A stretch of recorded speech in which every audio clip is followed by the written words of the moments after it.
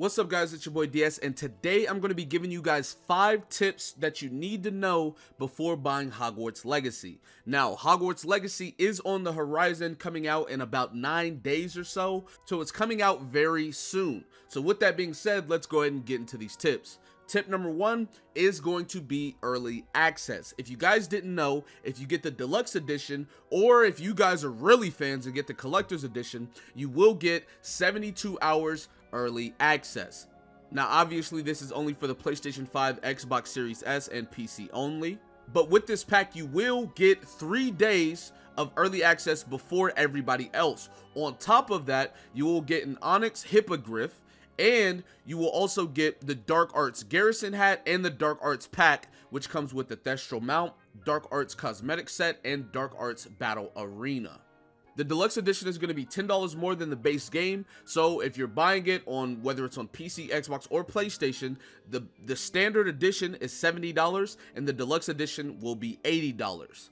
So basically you're paying $10 extra for 3 days of early access and a couple of other different things. So spending $10 more is worth to you to get 3 days of extra early access and then a whole bunch of other things. That's completely your choice. I'm definitely going to get it because I want to get as much stuff out of the game as possible, and 3 days is going to be a very big thing for me simply because I'm a content creator. Also, like I said, you will be getting the Dark Arts pack, which comes with a couple of different Dark Arts things. And speaking of Dark Arts, let's go ahead and get into our second tip, which is going to be Dark Arts Magic. If you guys didn't know, you can actually get the Dark Arts Magic in Hogwarts Legacy. For those of you that aren't entirely accustomed to the Harry Potter universe, there are 3 Dark Art curses. The first one being Crucio, the second one being Avada Kedavra, and the third one being Imperio.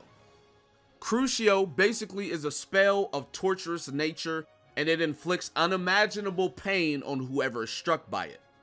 Avada Kedavra is the worst of the 3 curses. This spell is a killing curse, meaning that if you hit someone with this ability, it is instant death. Now you are able to beam struggle it or counter it with a spell of your own, but if it hits you directly, you are dead.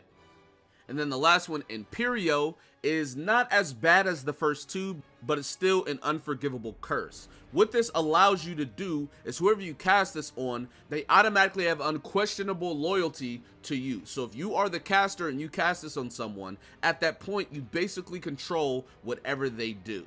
Now I know a lot of you guys are thinking, well, how do I get these spells? As far as right now, I'm not entirely sure as to how you get these spells, but there is a character in the game named Sebastian Sallow who is studying the Dark Arts spells and is looking to learn more about them. So if I had to take a wild guess on how to get it, it is going to be through the story or side quest of Sebastian Sallow. Now keep in mind, Sebastian is only in the Slytherin house, so if you guys are not looking to go to Slytherin, there is a chance that you won't get these Dark Arts spells.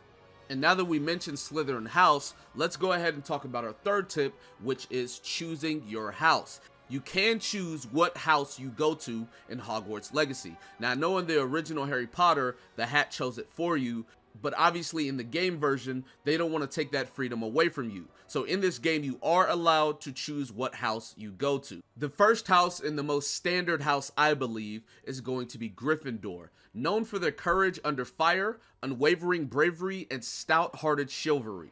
The students of Gryffindor are the most likely to engage in heroics and may be a safe bet for those wizards and witches willing to do the right thing no matter the cost. The house is emblazoned with a lion, and its colors are that of red and gold and are featured in different garments a Gryffindor student might wear. Now, if any of this sounds like the house that you might want to go to, you can pick it in the game. The next house we're going to be talking about is Slytherin. Known for striving, for cunning, and ambition above all else, students of Slytherin are often cast in a more dubious light, as they are most often ones who plan to succeed in their endeavors with little regard for morality or consequences to others.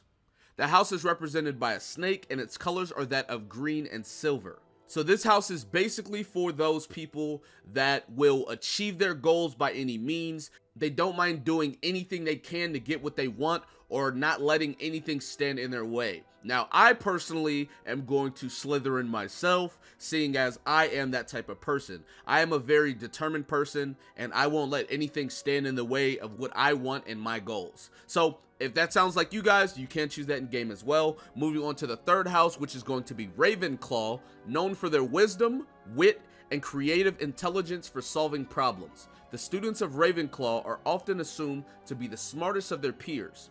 Focusing less on raw power and more on the pursuit of academia, Ravenclaw prides itself on pursuing the magical arts that drive and diligence to become masters of spells and magic. The house is represented by an eagle and heralds the colors of blue and bronze. So if you guys feel like you're more of a wisdom type of person, or you're clever or creative, and instead of just using raw power and fighting to solve your problems, you try to look for a different angle, Ravenclaw might be for you. The last house we're going to be talking about is Hufflepuff, known for being the most inclusive house to invite anyone who valued hard work. The students of Hufflepuff House are generally thought of as good-natured and pride themselves on patience, loyalty, and fair play. While not as ambitious or competitive as the other houses, they are tried and true and still capable of great things, even if they aren't likely to boast about their accomplishments. The house is also emblazoned by a badger alongside the colors of yellow and black. So if you're a little bit more of a laid-back, inclusive type of person, Hufflepuff might be the house for you. This is all completely up to you to choose. Now, since we're talking about houses, I do want to go on to my next tip, which is going to be tip 4, multiple endings. If you guys didn't know, there are going to be multiple endings in this game. Now, we're not entirely sure how many endings there are, and we're not entirely sure how you go about getting those multiple endings. But if there's one thing that a lot of people can assume, is that by whatever house you pick, you might get a different ending. So I don't know if that will sway any of you guys into what house you're going to pick, but depending on which house you pick, there is a chance that you get a different ending than someone else who chose a different house. Like I said, I personally will be going for the Slytherin house because that's just the house that I want to go for. Whatever house you guys want to go for, make sure that's the one you pick. At the end of the day, you want to have as much fun as possible. And keep in mind, if you do want to get any of the other endings, you can always do another playthrough and pick another house then. Moving on to the last tip I have for you guys, it is going to be the game length. If you guys don't know, the length of the game is going to be around 35 hours, give or take. And that is if you basically just go through the story. Now, if we're talking about doing 100% completion, that could go up to around 70 hours. And if we're talking about you actually diving into everything and exploring the game and genuinely just having fun, not rushing through the story, you could take from anywhere to 50 to 100 plus hours of the game just to do all of that. So anyway, that is the 5 tips I have for you guys. Let me know if you guys enjoyed the video. Be sure to give it a like, subscribe to the channel if you're new. I will be posting more Hogwarts Legacy content. And so with that being said, I will see you guys next time. Peace.